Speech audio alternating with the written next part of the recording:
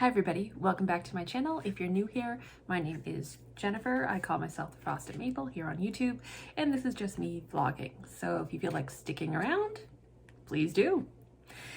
So I wanted to give a recap as to what worked in my garden this year and what didn't. So my successes and my failures. The gardening season here in my area is coming to an end. So I've actually started fall cleanup in a lot of my beds. Lots of things have now bolted, gone to seed. They're just not producing anymore. They're dying off. So it's sad that I'm losing a lot of the fresh fruits and vegetables that I was enjoying all summer. However, I love fall, so you know it's a mixed bag for me. It's sad that I'm losing all the fresh stuff. However, I'm so excited about fall coming and the cooler weather, the crispness in the air, and watching the leaves fall. So anyways, that's kind of where I stand. I don't know about you guys. I know some people hate fall because it just leads to winter. Other people love fall. But yeah, let me know down below. Do you love fall? Or are you more of a summer or even a winter person? Or spring? Let me know. So my successes this year were really good. I had a lot of successes. All my berries that I planted either this year, last year, whatever year, they all did great this year. My lettuce was great, onion, tomatoes, peppers, cucumbers, Swiss chard, leeks, all my herbs that I planted did really well. The only thing is I planted the mint too close to the lemon balm, and the lemon balm just wound up pushing the mint out. So note to self, I'll have to put those in different locations. My potatoes did really well, same with my beets and my butternut squash. So really happy with all that. Now for my failures. So this year I tried my carrots in a different spot. Epic fail.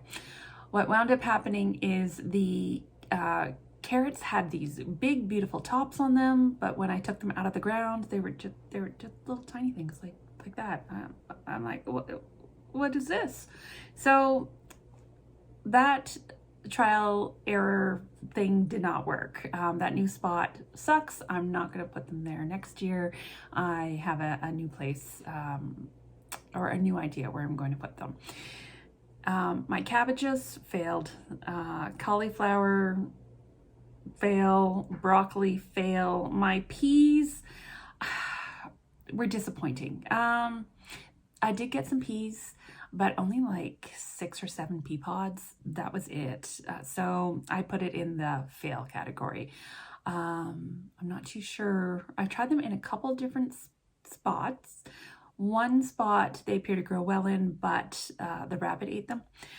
So this year I tried a different spot. The rabbit didn't get to them. They just didn't do as well in that spot. So yeah, I'm not really too sure what I'm going to do, but I'll figure something out.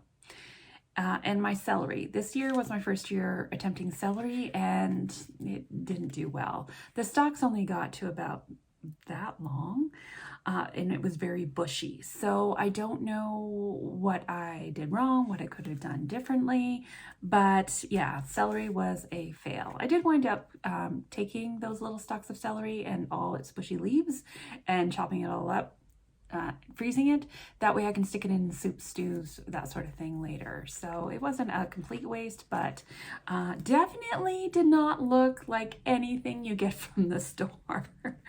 So again, it was my first year growing celery, so I don't know what I did wrong, but I'll have to look into that and decide if I'm going to try that next year.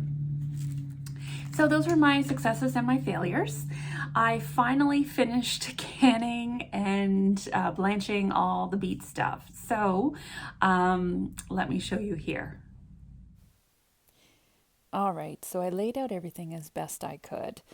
Over here on this white tray are 38 bags of blanched beet greens. Now, each one of these bags, I pull them out and I get about 3 omelets worth out of one of those bags. And if I'm making a soup or a stew, then what I do is I just pull out 1, 2, or 3 bags, depending on how large of a batch of super stew I'm making. Now, over here are the pickled beets. I have some very large jars, some medium-sized jar, and one small jar because I had a little bit left over that didn't quite fit in any other size jar that I had. So I just stuck it in this little guy. Now, over here, these frosty looking things are batches of soup. So it's beet and dill soup. Each container holds about 2 servings. As you can see here, what I'm trying to do is remove some of the frost so I can show you a little better view of the rich beet color that's inside. What I'll do is, if you're interested, I'll leave this recipe down below. But this is my haul for this year. I had 15 pounds of beets, and this is what I got from it. Okay, so as you can see, I have a ton of beet greens. So my freezer is stocked up quite well. It's very good. I do have Swiss chard still in my garden that's still growing, so I will be blanching that over the next little while and freezing that. The beet soup, like I had mentioned, there's 2 servings there. So somebody I know was asking me about my beet soup recipe, and it's pureed beets. And what I do is I cook the beets first. I puree them, and then I throw them back into the pot with a lot of dill and then a soup base. So either chicken stock, beef stock, vegetable stock, whatever sort of stock you have on hand. So I just bring that all up, let it all cook, kind of low and slow or medium heat is what I tend to do, just so that way everything melts, amalgamates, blends, I'm not too sure what the word is I'm looking for, and then I freeze it. Now, there's 2 servings, like I was saying, in each container. So what happens is when I decide that I want beet soup, I take it out, I thaw it, and then I put half of it in a pot, and then I add about half a cup of milk. So, or if I'm making a double batch, full cup of milk, and that kind of brings that half the container up to a full serving, or you can use cream, whatever you want. So it makes like a creamy beet dill soup. Now you can also put onions in this recipe, but what I like to do is garnish with onions, either chives, green onions, leeks, that sort of thing. So after I add the milk, bring the soup up to temperature, then I garnish with sometimes a dollop of sour cream and a scattering of chives or green onions, or sometimes I just scatter the green onions on it. Now I have made that soup recipe where I cook the onions in with the beets, but truthfully, I just like the taste of beets. So I just decided to leave the onion out. Works for me, but a super simple recipe, very hearty, tastes wonderful, and it just makes me warm inside in the winter. Oh, and of course, when you have that soup, you need a nice chunk of crusty bread to dip in it, because that is delicious.